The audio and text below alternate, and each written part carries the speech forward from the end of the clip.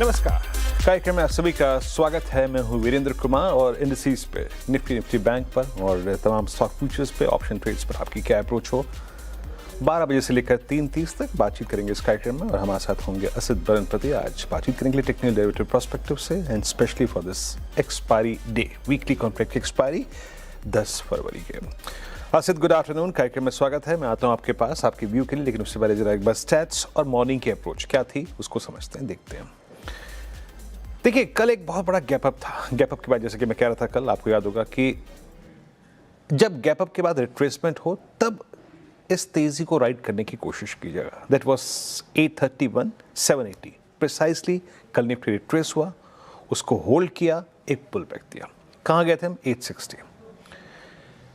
वरीयता, इंपॉर्टेंस, उन स्टैट्स में एक चीज की थी कि आप क्लोज हुए थे 25,800 के ऊपर और 25,800 की क्लोजिंग के पीछे एफआईएस के स्ट्रॉन्ग स्टैट्स, इंडेक्स में शॉर्ट कवरिंग, पुट का शॉर्ट होना, कॉल शॉर्ट का कवर करना, सब कुछ खड़ा हुआ था and a better market breadth in derivatives. कल के ये महत्वपूर्ण पहलू थे। आज हमें करीब करीब 78 से 80 अंकों का एक गैप अप मिल रहा था और हमने क्या अप्रोच रखी थी सुबह।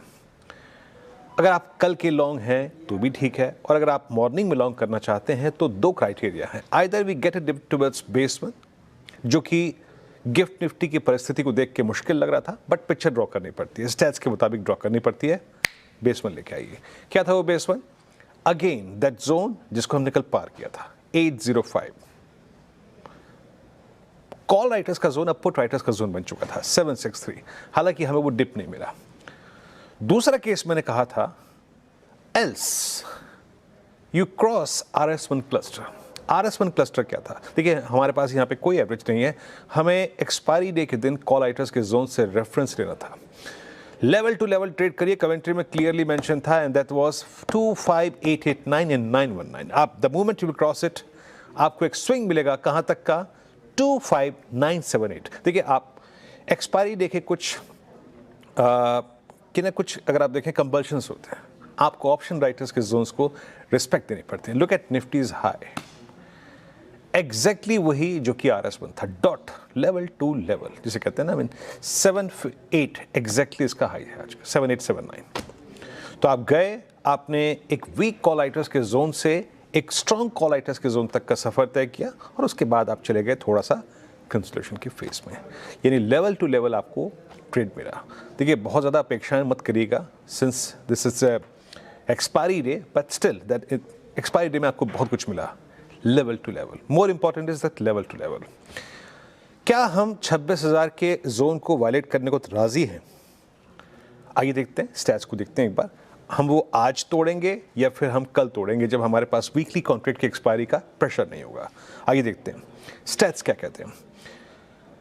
क्या पुट राइटर्स 25,950 के स्ट्राइक पे हैं? यस, ये पुट राइटर भी उतने ही क्वांटम में आए हैं, not exactly in the same corner, but yes 950 भी put writing, aggressive put writing witness कर रही है।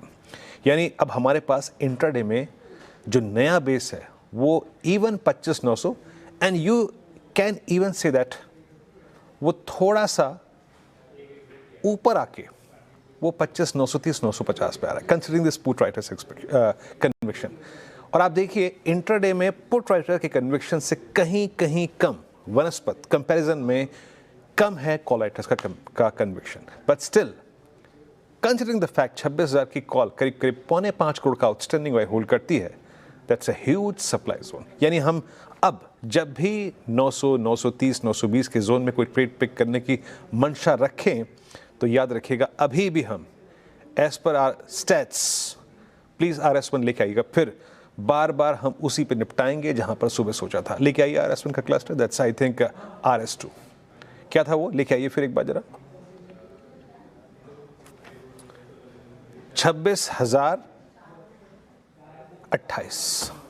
बट एक बात याद रखिएगा, जैसे कहते हैं ना, अब जो चीज़ नहीं होती है अमूमन कि वो होता है ना एक्सपायरेटेड थ्रस्ट, शॉर्ट कवरिंग का फेस, वो आएगा सिर्फ 26,028 के ऊपर, और उस वक्त आप जोड़ लीजिएगा करीब करीब 51 शुद्ध अंक टुवर्ड्स 26077। ये मेरी सिंपली निफ्टी पर व्यू है।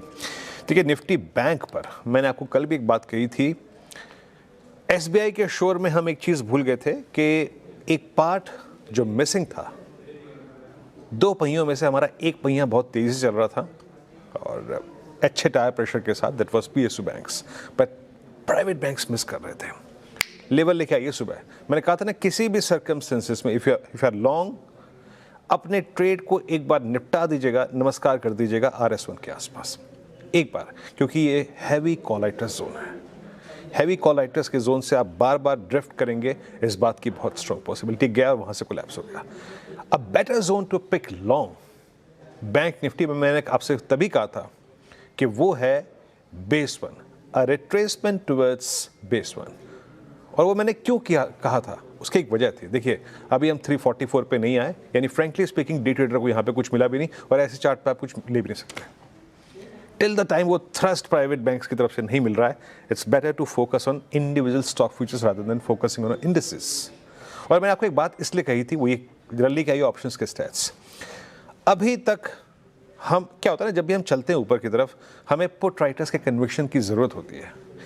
प्राइस के साथ साथ अगर आप देखें तो आपके पुट राइटर्स आए तो कन्विक्शन मिलता है। Look at outstanding Y at 60,000, still 21 lakh का, बट ये पुट राइटर्स 1/3 हैं ऑलरेडी 60-500 पे, यानी अभी पुट राइटर्स का कन्विक्शन हमको नहीं मिल रहा।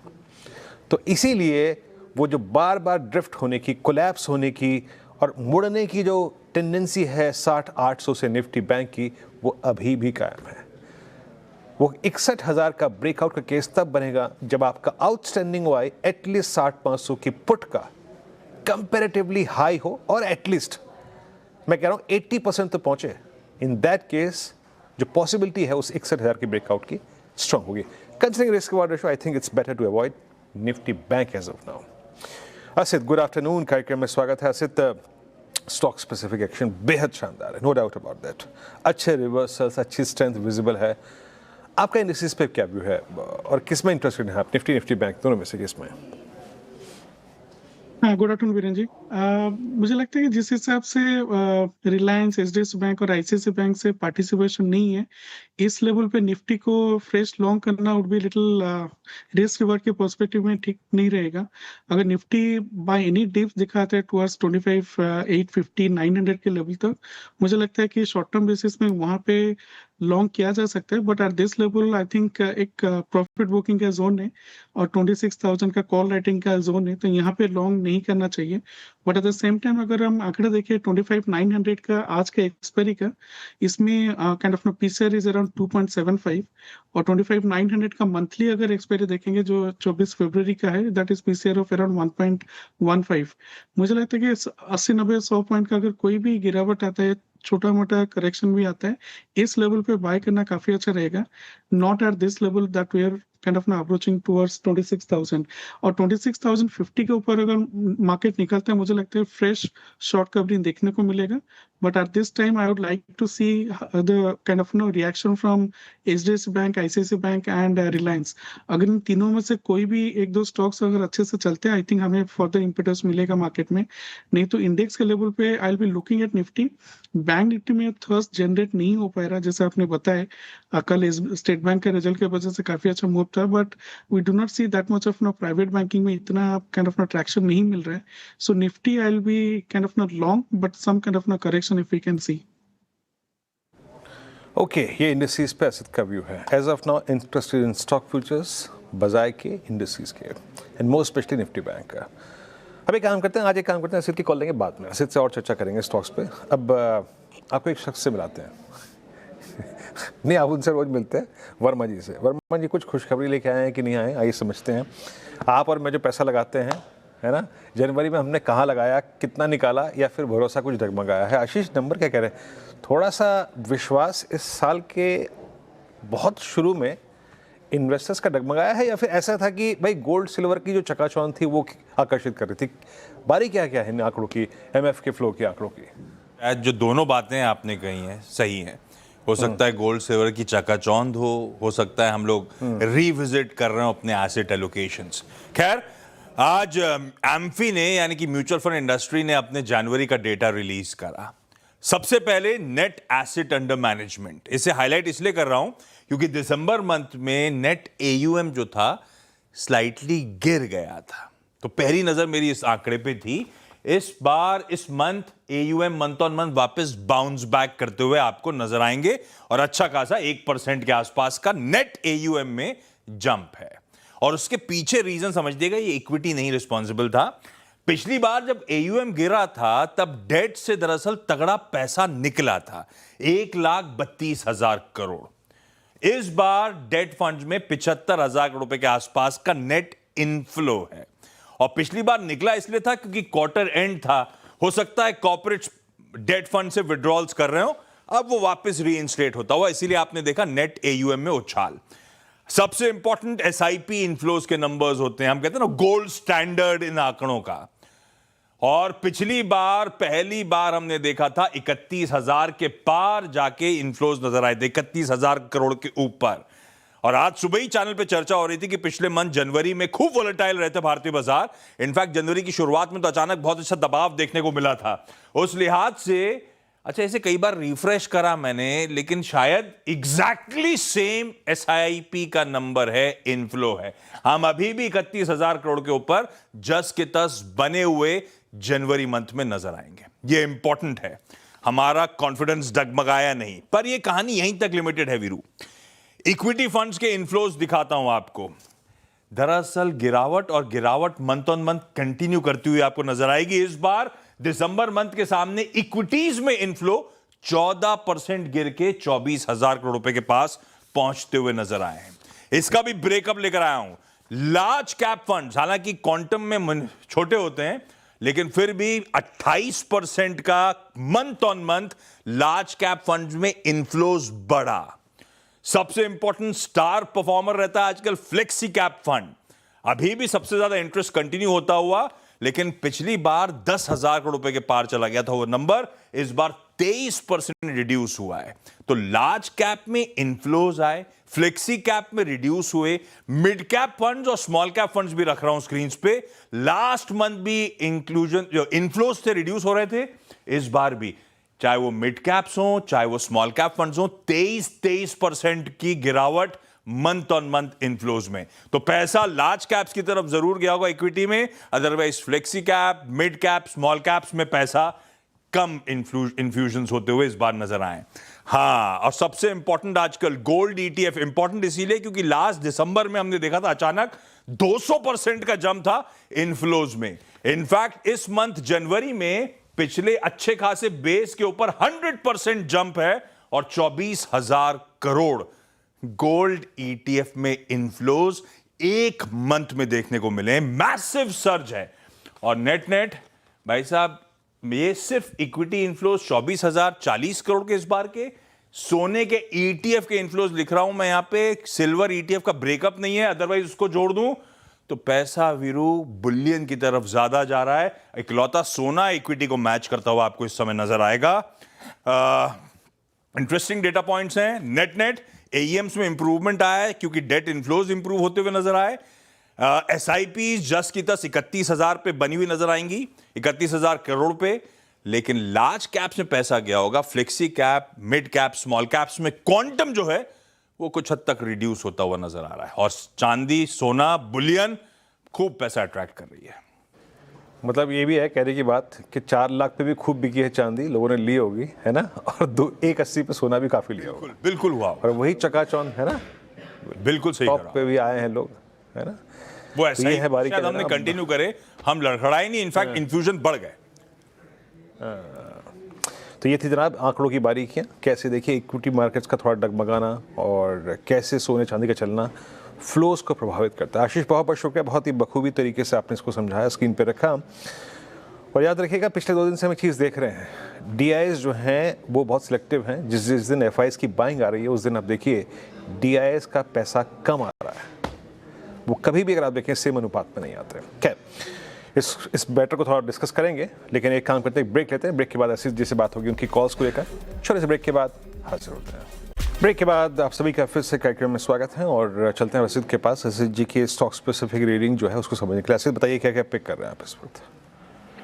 वीरेन जी, एटर्नल को लॉन्ग कर सकते हैं with a stop loss of around 298 for a target of around 312.